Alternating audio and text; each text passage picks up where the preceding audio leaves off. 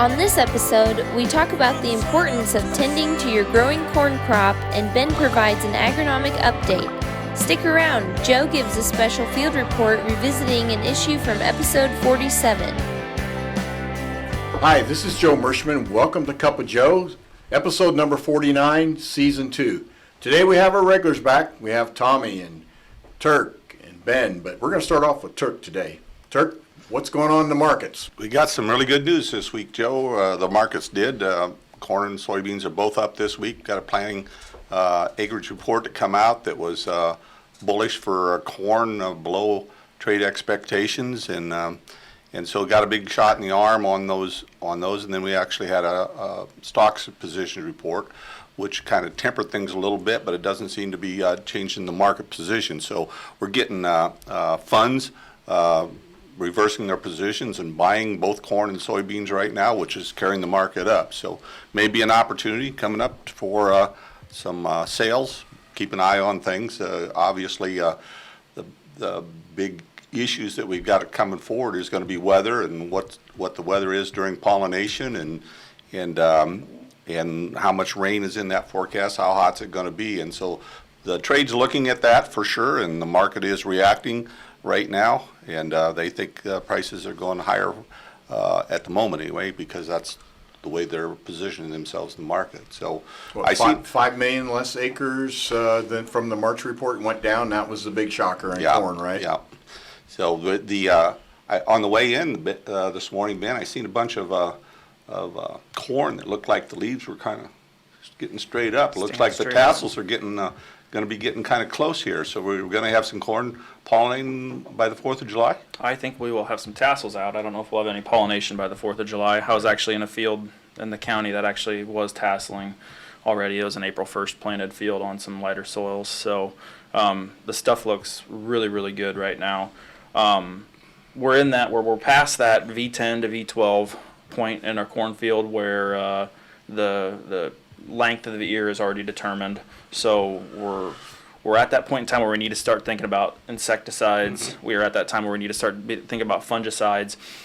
If the stand is out there, are we going to spend money on that crop to try to maximize what the bushels are going to be at the end of the year? And I think for the vast majority of acres, I mean, the fungicide decision, the insecticide decision is going to be a helpful thing. I've not seen disease show up yet, but for the return that we've seen in the past 4 or 5 years on fungicides, I mean, I think this is going to be definitely a year to capitalize on them, trying to get your maximum amount of bushels out of the corn crop. There's a lot of good-looking corn around, Ben. Is it too late to put on nitrogen if you think that you have a better potential than you first anticipated? Not necessarily. I mean, we were talking about fertigating for the guys that have pivots. Mm-hmm. I was talking with a customer this morning about how much extra nitrogen to be applying.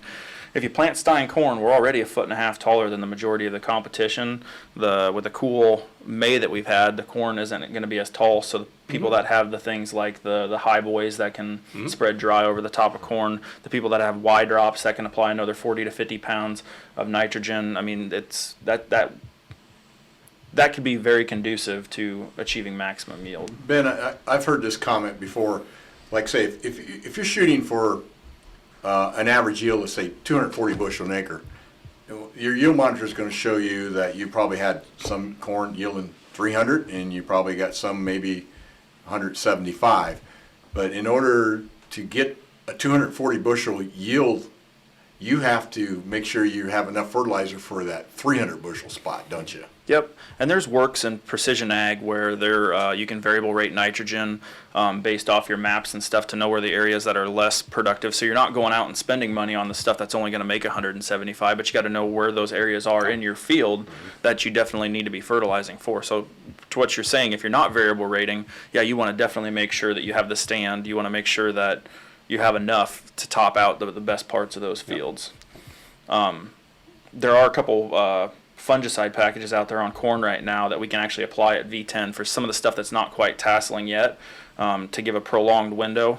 Look into those fungicides because Iowa State has done 2 years worth of research on those now, and they're seeing a positive net return on a V10 application if you want to try to get stuff on a little bit earlier in case, you get nervous about that tassel time frame or brown silk time frame. Most people do that. And those fungicides have multiple modes of action. Yep, multiple modes of action and long residuals. Yep. So, Ben, we've traveled across the Midwest here from Wisconsin down to south of Springfield over to the Des Moines area. If you could give a grade on, I guess, corn overall, what would you kind of say? I mean, obviously in this area we're looking fairly well as far as emergence and everything. Soybeans a little bit different, but it's hard to give a grade on that, but I would say fairly locally we're sitting at an A+ range. Sure. As we travel north, where you get more corn on corn, the corn on corn acres look a little bit rougher. Yep. More residual or more trash out in the field is definitely hampering things. We didn't get the winter that we needed in those corn on corn fields for breakdown. But I mean, everything looks really good. I haven't seen something where I was like, yikes. Sure. Everything looks good in the majority of our travels. Beans specifically look absolutely wonderful. good. Do you have any update on the, last week we talked about a potential dicamba formulation change.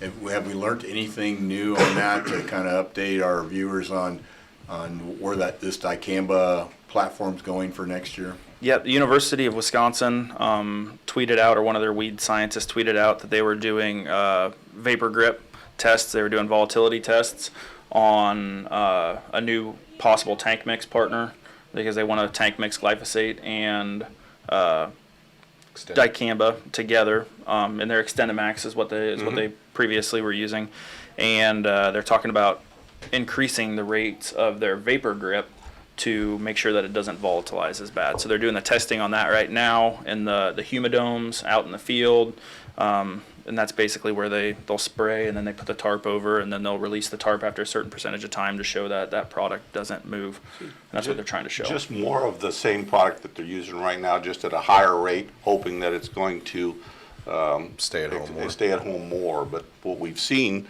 over the years is that vapor grip does work for a short period of time. That eventually it allows the vapor to go off. So I'm thinking that this is a good idea, but may not be successful in the end. What's your thoughts, Joe?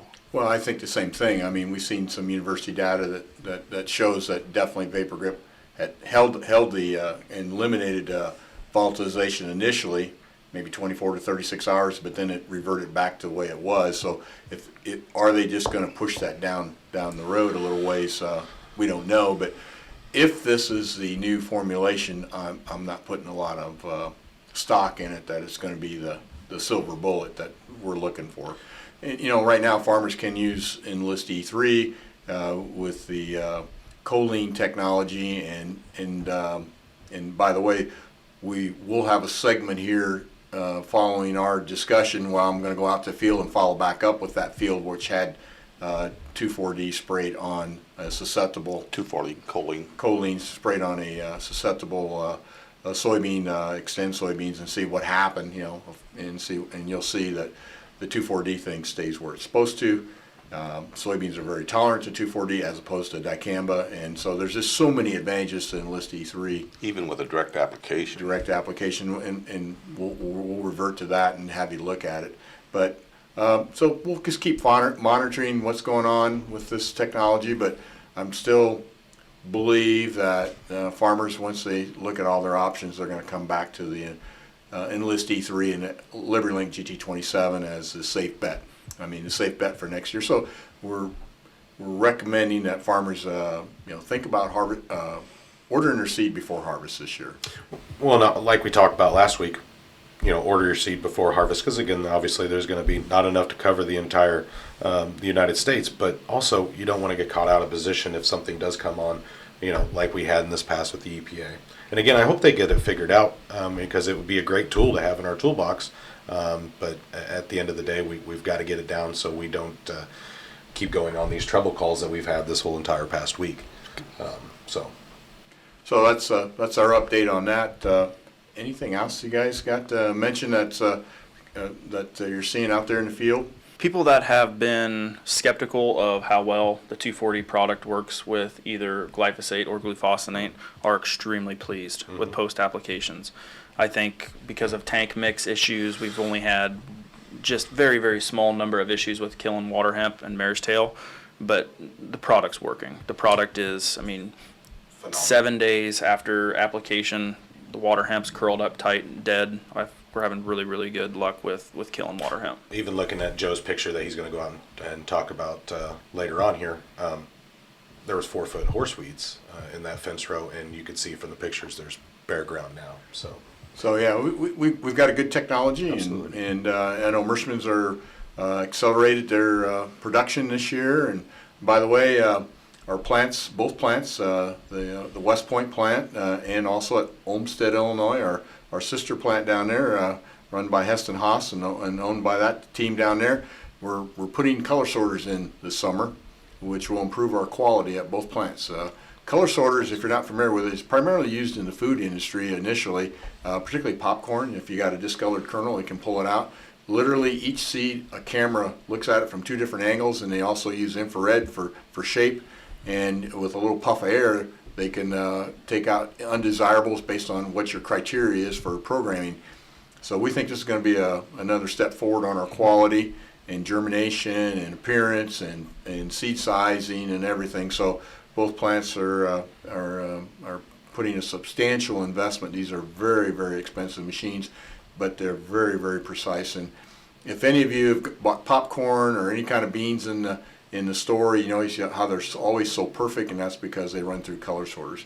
And most of the seed corn plants today also have color sorters. So soybeans is not used quite as much just because of it's more a lower cost item compared to the higher end products. So that's something you'll see from Richmond Seeds next year is improved quality all the way across the board. The 5 seed's times getting better. 5 times more volume to run through there, isn't it? Yeah. So yeah, we're increasing our capacities at both plants. So this will play in well with if farmers want Enlist E3 and LibertyLink GT27s, we're going to be able to supply them. Absolutely.